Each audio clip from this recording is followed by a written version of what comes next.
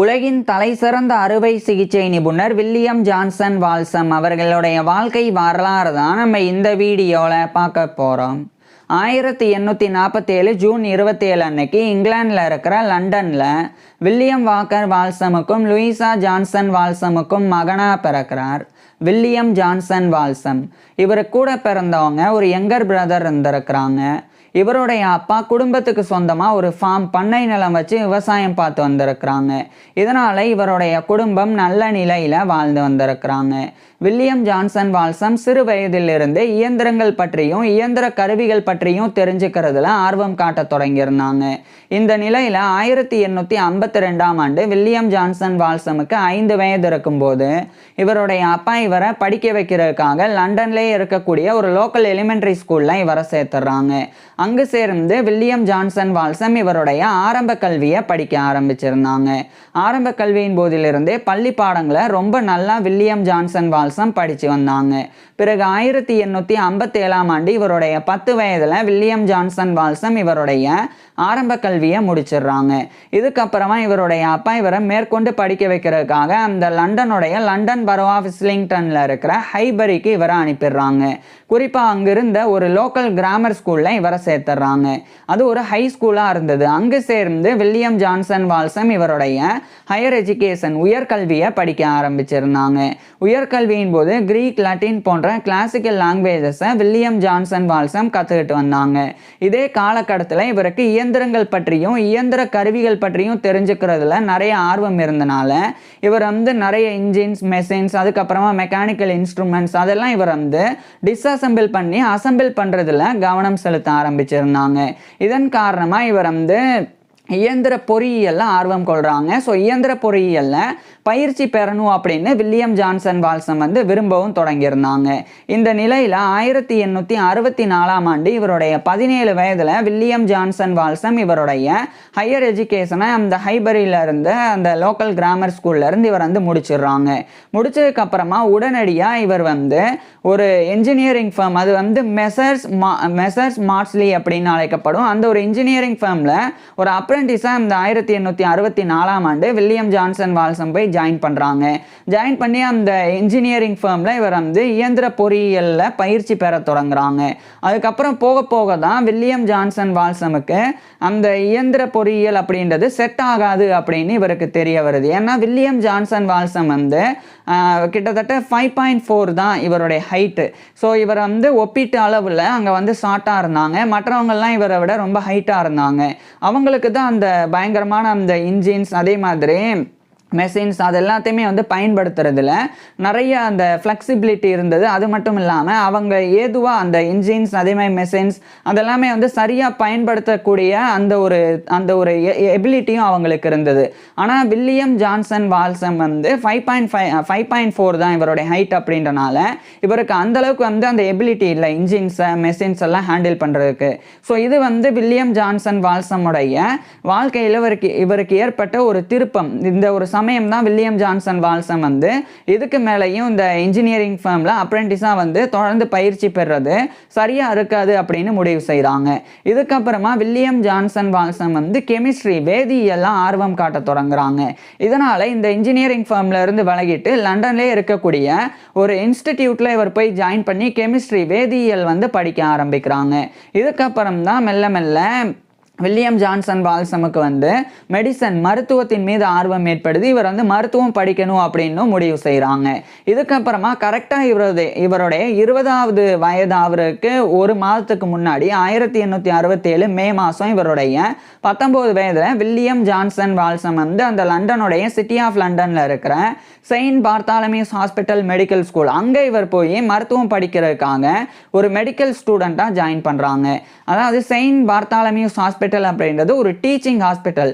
அங்கு நோயாளிகளுக்கு சிகிச்சை மட்டும் வழங்கப்படாது, அங்கு மருத்துவ மாணவர்களுக்கு மருத்துவ கல்வியும் மருத்துவ பயிற்சியும் கூட வழங்கப்படும். ஸோ அதுதான் அந்த டீச்சிங் ஹாஸ்பிட்டல். அந்த செயின்ட் பார்த்தாலமியூஸ் ஹாஸ்பிட்டல் கேம்பஸில் ஒரு மெடிக்கல் ஸ்கூல் வச்சுருந்தாங்க. ஸோ அதுதான் Saint Bartholomew's hospital medical school. அங்கே தான் வில்லியம் ஜான்சன் வால்சம் மருத்துவ படிப்புக்காக ஜாயின் பண்ணாங்க. ஜாயின் பண்ணி வில்லியம் ஜான்சன் வால்சம் வந்து மருத்துவம் படிக்க ஆரம்பிச்சிருந்தாங்க. குறிப்பாக இவர் வந்து எம்பிசிஹெச்பி அப்படின்றது லட்டினில் மெடிசனே பேக்லோரேஸ் செர்ஜி அப்படின்னு எக்ஸ்பான்ஷன். இதுவே வந்து இங்கிலீஷில் MBBS bachelor of medicine and bachelor of surgery. இதை வில்லியம் ஜான்சன் வால்சம் வந்து செயின்ட் பார்த்தாலமியூஸ் ஹாஸ்பிட்டலில் படிக்க ஆரம்பிச்சிருந்தாங்க. இதே காலகட்டத்தில் இவர் வந்து சீஃப் ஸ்கூல் ப்ரைஸஸ் வந்து ஃபர்ஸ்ட் இயர் செகண்ட் இயர் அப்படின்னு அடுத்தடுத்த ஆண்டுகளில் வில்லியம் ஜான்சன் வால்சம் வந்து பெற்றாங்க.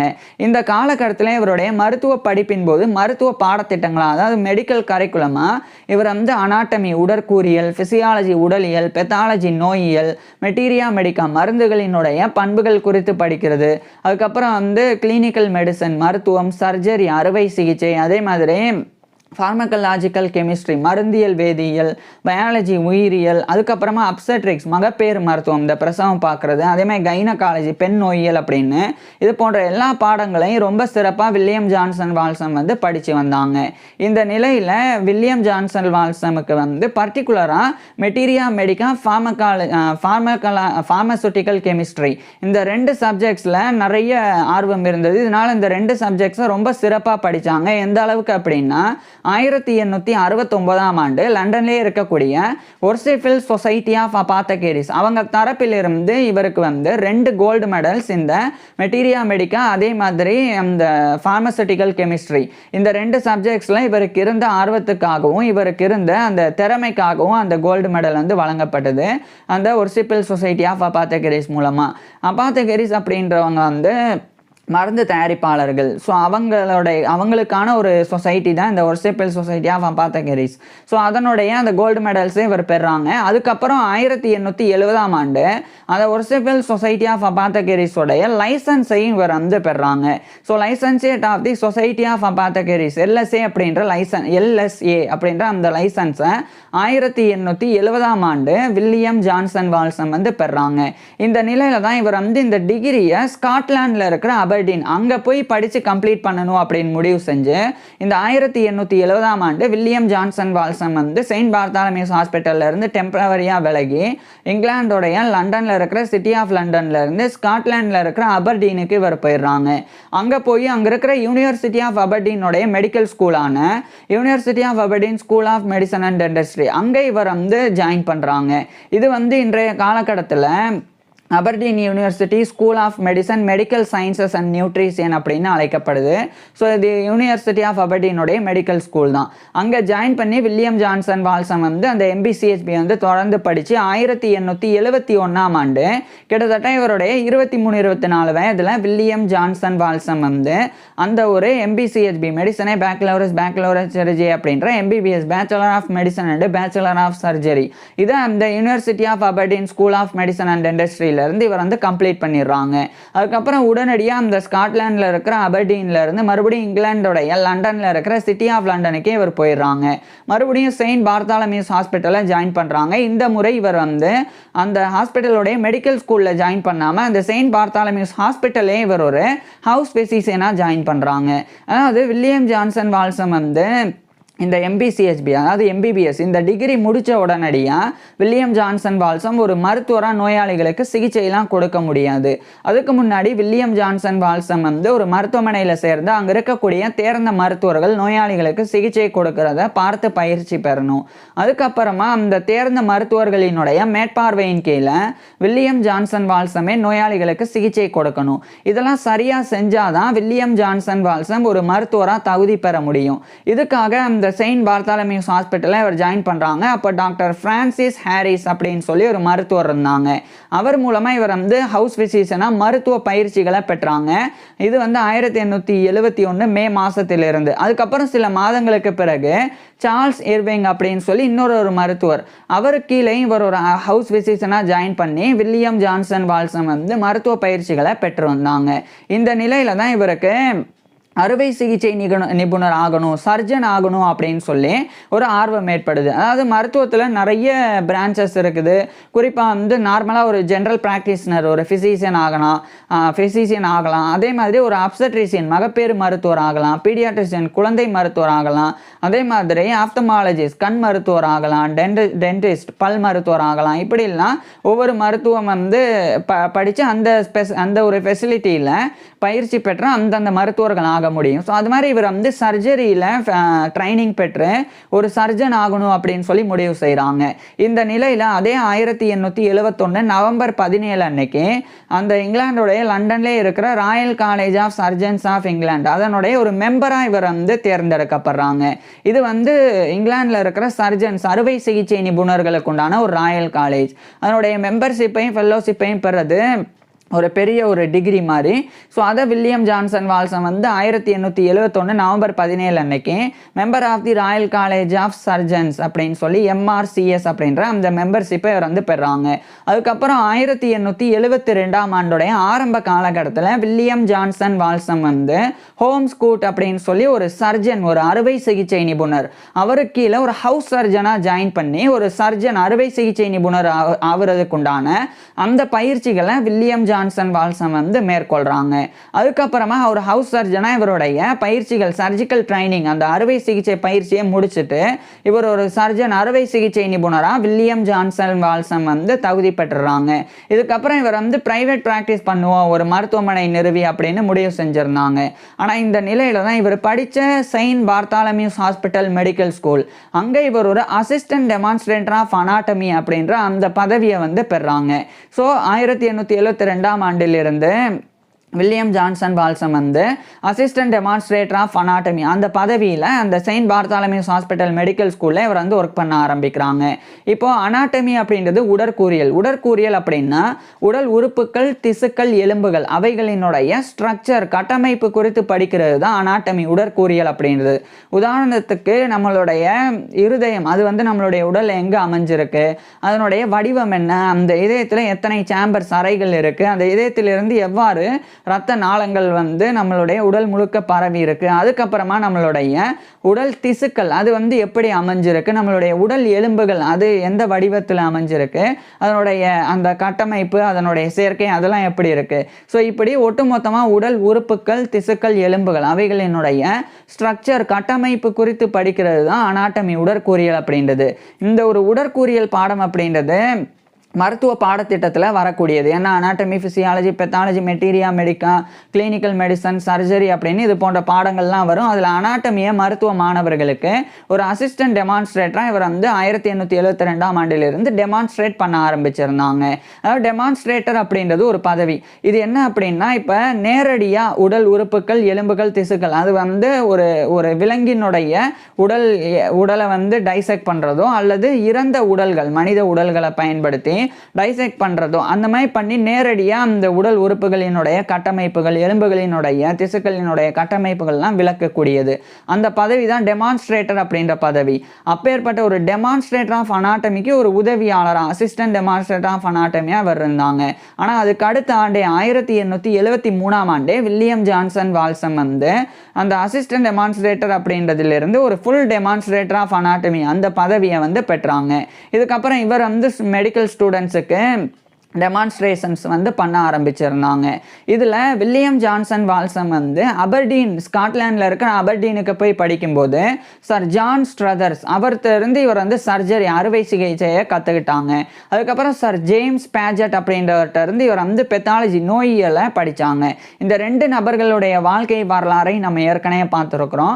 ஸோ அவங்க மூலமாக வில்லியம் ஜான்சன் வால்சனும் வந்து நிறைய விஷயங்கள் வந்து கற்றுக்கிட்டு இருந்தாங்க. குறிப்பாக இவர் வந்து ஒரு முக்கியமான விஷயத்தை தெரிஞ்சுக்கிட்டாங்க. இந்த பெத்தாலஜி அப்படின்றது வந்து அந்த மாடர்ன் சர்ஜரியோடைய ஃபவுண்டேஷன் அப்படின்னு இவருக்கு இந்த காலகட்டத்தில் புரிஞ்சிருந்தது.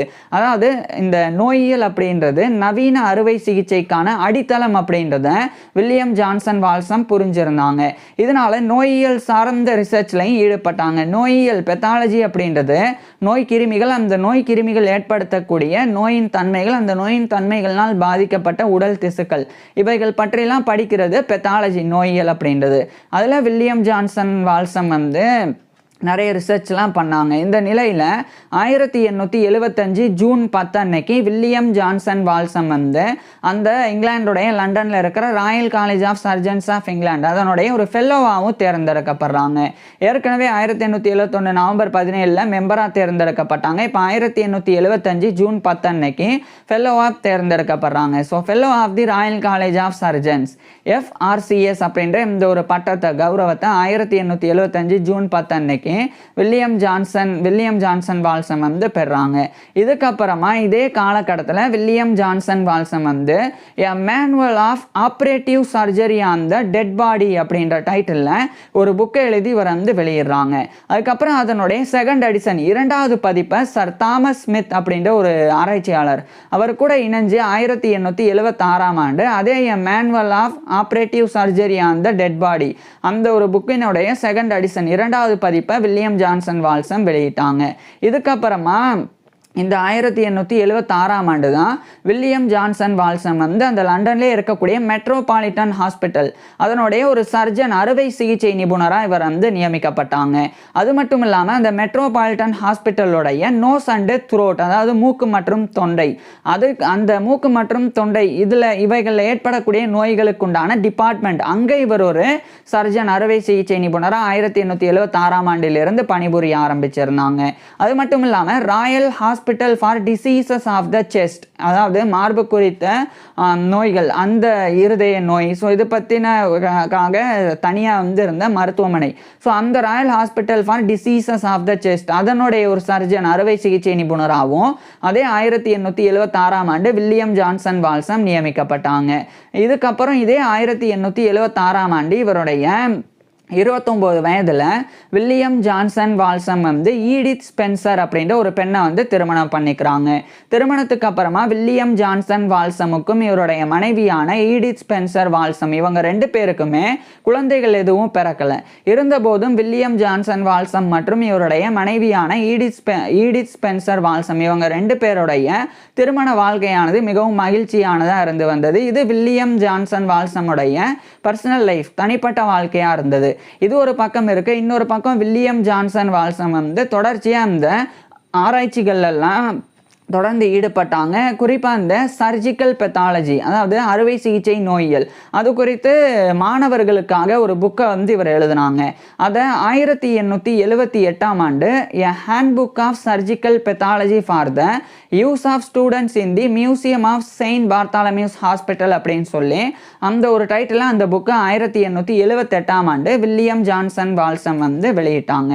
இதுக்கப்புறமா வில்லியம் ஜான்சன் வால்சம் வந்து தொடர்ச்சியாக இன்னும் சில கௌரவங்களில் பெற்று வந்தாங்க. குறிப்பாக 1880ஆம் ஆண்டு இந்த Saint Bartholomew's hospital medical school அதனுடைய அந்த டெமான்ஸ்ட்ரேட்டர் ஆஃப் அனாட்டமி அந்த பதவியிலிருந்து இவர் வந்து demonstrator of practical and operative surgery அந்த ஒரு பொறுப்பில் 1880ஆம் ஆண்டு வில்லியம் ஜான்சன் வால்சம் வந்து நியமிக்கப்படுறாங்க.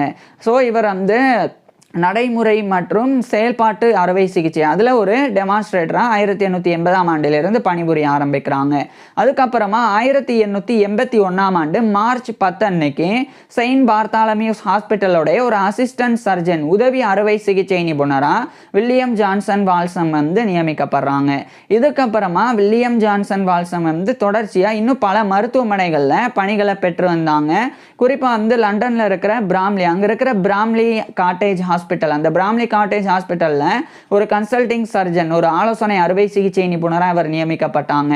அதே மாதிரி இங்கிலாந்துடைய கென்ட்டில் இருக்கிற சாவக்ஸ் அங்கே இருக்கக்கூடிய ஒரு hospital for diseases of children with hip and spinal அப்படின்னு சொல்லி ஒரு மருத்துவமனை அங்குமே வில்லியம் ஜான்சன் வால்சம் வந்து அந்த குழந்தைகள் மருத்துவமனையிலையும் ஒரு சர்ஜன் அறுவை சிகிச்சை நிபுணராக குறிப்பாக வந்து கன்சல்டிங் சர்ஜன் ஒரு ஆலோசனை அறுவை சிகிச்சை நிபுணராக நியமிக்கப்பட்டாங்க. இதுக்கப்புறமா 1884ஆம் ஆண்டு வில்லியம் ஜான்சன் வால்சம் வந்து அந்த செயின்ட் பார்த்தாலமியூஸ் ஹாஸ்பிட்டல் அங்கே வந்து இவர் அசிஸ்டன்ட் சர்ஜனாக இருக்கும்போது ஆர்த்தோபீடிக் டிபார்ட்மெண்ட் அதனுடைய ஒரு இன்சார்ஜாகவும் நியமிக்கப்படுறாங்க. ஆர்த்தோபீடிக் அப்படின்றது எலும்பியல், எலும்பு முறிவு, எலும்பில் ஏற்படக்கூடிய பாதிப்பு, ஸோ அதை பற்றிலாம் சிகிச்சை கொடுக்கறது ஆர்த்தோபீடிக் டிபார்ட்மெண்ட் செயின்ட் பார்த்தாலமியூஸ் ஹாஸ்பிட்டலில். ஸோ அந்த ஆர்த்தோபீடிக் டிபார்ட்மெண்ட்டில் வில்லியம் ஜான்சன் வால்சம் வந்து ஒரு அசிஸ்டன்ட் சர்ஜனாக இன்சார்ஜாக எடுத்து ஒர்க் பண்ண ஆரம்பிக்கிறாங்க. இதனால் வேலைப்பளு அதிகரிக்குது. அப்போது அதே 1884 ஆண்டு அந்த hospital of children with hip and spinal diseases அந்த ஒரு மருத்துவமனை, அதாவது இங்கிலாந்துடைய கென்ட்ல இருக்கிற சேவக்ஸ் அங்கே இருக்குது. ஸோ அங்கேருந்து இவர் வந்து அந்த கன்சல்டிங் சர்ஜன் அறுவை சிகிச்சை நிபுணர் அந்த பதவியிலிருந்து வில்லியம் ஜான்சன் வால்சம் வந்து விலகுறாங்க. ஸோ அங்கேருந்து மட்டும் வில்லியம் ஜான்சன் வால்சம் வந்து விலகுறாங்க. மற்றபடி மற்ற எல்லா வேலைகள்லையும் தொடர்ந்து வில்லியம் ஜான்சன் வால்சம் வந்து ஈடுபட்டு வந்தாங்க. இதுக்கப்புறமா வில்லியம் ஜான்சன் வால்சம் வந்து ஒரு முக்கியமான ஒரு புக்கு எழுதுறதுல மறுபடியும் கவனம் செலுத்தி வந்தாங்க. அதை வந்து surgery it's theory and practice அப்படின்ற டைட்டிலில் 1887 ஆண்டு வில்லியம் ஜான்சன் வால்சம் அந்த ஒரு ஒர்க்கை வந்து இவர் வந்து வெளியிட்டாங்க. இது வெளியிட்ட உடனடியாக இந்த ஒரு புத்தகமானது wide circulated text book for students அப்படின்னு மாறினது. அதாவது மருத்துவ மாணவர்களுக்காக மிகவும் பரவலாக பயன்படுத்தக்கூடிய ஒரு புத்தகமாக இந்த ஒரு surgery it's theory and practice அப்படின்ற புத்தகம் இருந்தது. இதுக்கப்புறம் இதே 1887 ஆண்டு செயின்ட் பார்த்தாலமியூஸ் ஹாஸ்பிட்டல் ரிப்போர்ட்ஸையும் இவர் வந்து தயாரிக்க தொடங்குறாங்க. அடுத்து வில்லியம் ஜான்சன் வால்சம் வந்து சில முக்கியமான பதவிகள் பெற்றாங்க. குறிப்பாக 1889 ஆண்டு இந்த செயின்ட் பார்த்தாலமியூஸ் ஹாஸ்பிட்டல் அதனுடைய ஒரு அந்த செயின்ட் பார்த்தாலமியூஸ் ஹாஸ்பிட்டல் மெடிக்கல் ஸ்கூலோடைய demonstrator of practical and operative surgery அந்த demonstrator of practical and operative surgery அந்த பதவியிலிருந்து அந்த 1889 ஆண்டு ஒரு லெக்சரர் ஆன் அனாட்டமி உடற்கூறியல்ல ஒரு லெக்சரர் விரிவுரையாளர் அந்த பதவியை 1889 ஆண்டு வில்லியம் ஜான்சன் வால்சம் வந்து பெறாங்க.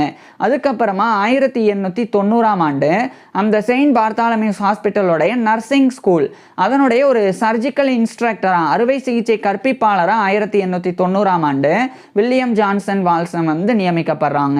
இதே 1890 ஆண்டு தான் வில்லியம் ஜான்சன் வால்சம் வந்து 1878 ஆண்டு வெளியிட்ட அந்த A handbook of surgical pathology for the use of students in the Museum of Saint Bartholomew's Hospital அதனுடைய செகண்ட் எடிஷன் இரண்டாவது பதிப்பை மிஸ்டர் டார்சி பவர் அப்படின்ற ஒரு அறுவை சிகிச்சை நிபுணர் கூட இணைஞ்சு இந்த 1890 ஆண்டு வில்லியம் ஜான்சன் வால்சம் வந்து வெளியிட்டாங்க. அதுக்கப்புறம் 2 ஆண்டுகளுக்கு பிறகு Royal college of surgeons of England அதனுடைய ஒரு எக்ஸாமினரின் அனாட்டமியா 1892 ஆண்டு வில்லியம் ஜான்சன் வால்சம் வந்து நியமிக்கப்பட்டாங்க. இதுக்கப்புறமா வில்லியம் ஜான்சன் வால்சம் வந்து தொடர்ச்சியாக இன்னும் பல ஆராய்ச்சிகளையும் மேற்கொண்டு வந்தாங்க. இந்த காலகட்டத்தில் வில்லியம் ஜான்சன் வால்சம் வந்து ரொம்ப 5.4 இன்ச் அந்த ஒரு ஹைட்டு தான் இருக்கிறனால இவருடைய கைகளும் ரொம்ப வந்து சின்னதாக தான் இருந்தது. அப்போ பெரிய பெரிய சர்ஜரிஸ்லாம் பண்ணுறதுக்கு ரொம்ப சவாலாக இருக்கும். ஆனால் வில்லியம் ஜான்சன் வால்சம் வந்து பெரிய பெரிய ரொம்ப டிஃபிகல்ட்டான கஷ்டமான அறுவை சிகிச்சைகளை கூட வில்லியம் ஜான்சன் வால்சம் வந்து செஞ்சாங்க. அதில் குறிப்பாக வந்து ஆர்த்தோபெடிக் சர்ஜரியிலே ரொம்ப முக்கியமாக சில அறுவை சிகிச்சைகள் வந்து இருந்திருக்குது. குறிப்பாக வந்து இந்த ஒரு டிடிஎஸ் மேனிப்புலேஷன்ஸ் அப்படின்னு ஒரு வகையான சர்ஜரி இருக்குது, அறுவை சிகிச்சை முறை. ஸோ அதை வில்லியம் ஜான்சன் வால்சம் வந்து ரொம்ப சக்ஸஸ்ஃபுல்லாக செயின்ட் பார்த்தாலமியூஸ் ஹாஸ்பிட்டலில் பண்ணாங்க.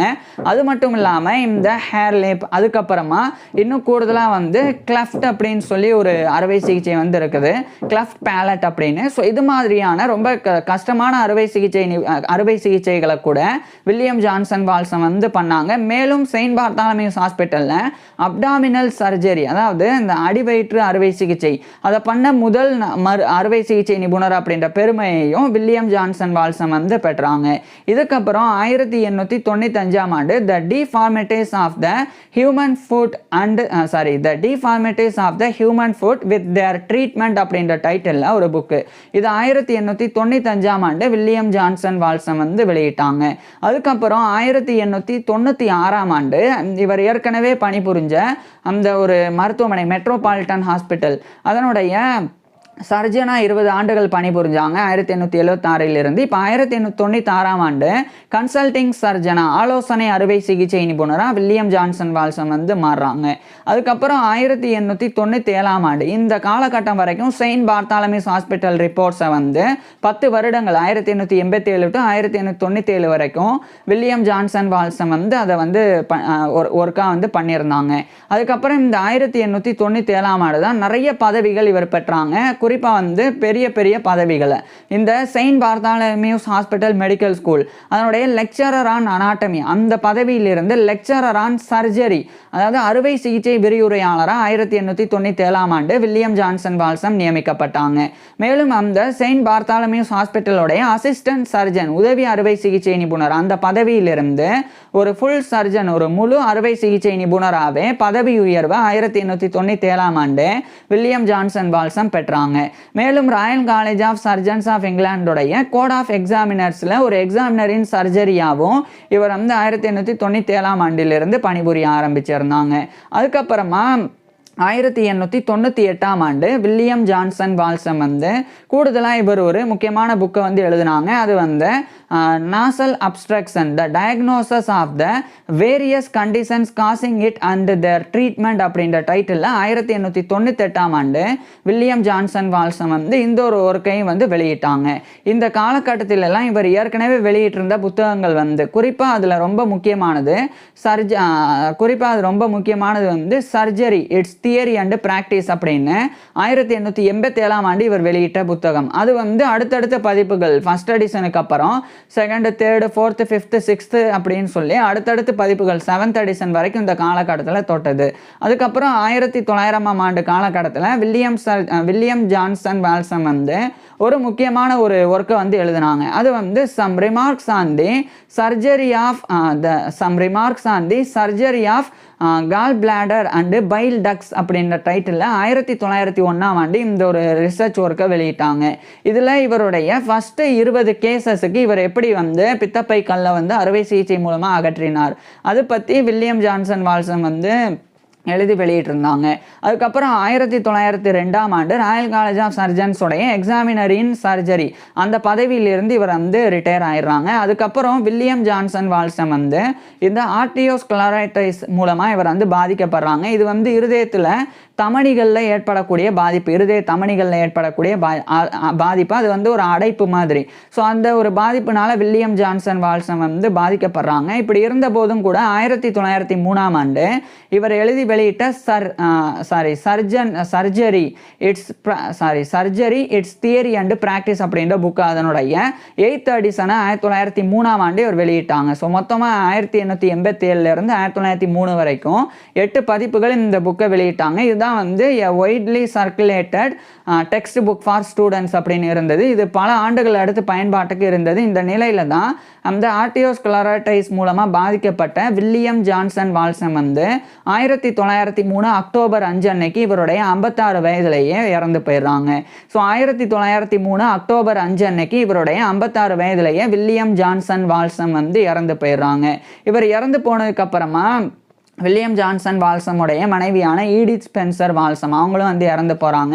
இதெல்லாம் வில்லியம் ஜான்சன் வால்சமுடைய பர்சனல் லைஃபாக இருந்தது. இன்னொரு பக்கம் வில்லியம் ஜான்சன் வால்சம் வந்து அறுவை சிகிச்சைக்கும் உடற்கூறியலுக்கும் ஆற்றின பங்களிப்புலாம் மிகப்பெரியது. குறிப்பாக இந்த surgery it's theory and practice அப்படின்ற புக்கு வந்து இவருடைய இறப்பின் பிறகு 1906 ஆண்டு கூட மற்ற நபர்கள் மூலமாக அடுத்தடுத்த பதிப்புகள் வந்து வெளியிடப்பட்டது. மேலும் வில்லியம் ஜான்சன் வால்சமுடைய இன்னும் நிறைய இந்த அனடாமிக்கல் ஸ்பெசிமென்ஸ் உடற்கூறியல் மாதிரிகள் அது வந்து செயின்ட் பார்த்தாலமியூஸ் ஹாஸ்பிட்டலோடைய அனாட்டமிக்கல் ரூம்ஸில் வந்து இன்னைக்கு வரைக்கும் வந்து வைக்கப்பட்டிருக்குது. ஸோ இதெல்லாம் வந்து வில்லியம் ஜான்சன் வால்சம் இறப்பின் பிறகு பெற்ற கௌரவங்கள். இன்னைக்கு வரைக்கும் வந்து இவருடைய அந்த ஆய்வு முடிவுகள் அதுக்கப்புறமா அந்த அனாட்டமிக்கல் ஸ்பெசிமென்ஸ் அதெல்லாமே இன்னைக்கு வரைக்கும் லண்டனில் வந்து அந்த செயின்ட் பார்த்தாலமியூஸ் ஹாஸ்பிட்டலில் இருந்து வருது இவரை நினைவுபடுத்தும் விதமாக. ஸோ இந்த அளவுக்கு வில்லியம் ஜான்சன் வால்சம் வந்து நினைவுபடுத்தப்படுறதுக்கு முக்கிய காரணம் வாழும்போது இவர் அறுவை சிகிச்சைக்கும் உடற்கூறியலுக்கும் ஆற்றின பங்களிப்பு தான். ஸோ இப்பேற்பட்ட வில்லியம் ஜான்சன் வால்சம் பற்றி நீங்கள் என்ன நினைக்கிறீங்க அப்படின்றத கீழே கமெண்ட்ஸில் சொல்லுங்கள். உங்களுக்கு எந்த மாதிரியான டாபிக்ஸில் எந்த மாதிரியான வீடியோஸ் வேணும் அப்படின்றதையும் கீழே கமெண்ட்ஸில் சொல்லுங்கள். ஒரே ஒரு விஷயம், வில்லியம் ஜான்சன் வால்சம் வந்து நிறைய எடிட்ஸ்லையும் ஈடுபட்டாங்க. குறிப்பாக வந்து கிறிஸ்டபர் ஹீத் அப்படின்ற மருத்துவருடைய டிக்ஷனரி ஆஃப் சர்ஜரி அந்த புக்கை வந்து எடிட் பண்ணாங்க. அதுக்கப்புறமா ஃப்ரெடரிக் ட்ரீவ்ஸ் அவருடைய சிஸ்டம் ஆஃப் சர்ஜரி அந்த புக்கையும் அவர் வந்து வில்லியம் ஜான்சன் வால்சம் வந்து எடிட் பண்ணாங்க. அதுக்கப்புறமா ஹென்ரி மோரிஸ் அப்படின்றவர் அவருடைய புக்கான ட்ரீட்டஸ் ஆன் அனாட்டமி அந்த புக்கையும் அந்த ஒரு ஒர்க்கையும் கூட இவர் வில்லியம் ஜான்சன் வால்சம் தான் எடிட் பண்ணியிருந்தாங்க. நான் குறிப்பிடத்தக்க இதை சொன்னது எல்லாமே வந்து ரொம்ப முக்கியமான ரிசர்ச் ஒர்க்ஸ். அதனுடைய எடிட்டரால் தான் வில்லியம் ஜான்சன் வால்சம் வந்து இருந்தாங்க. தேங்க்யூ.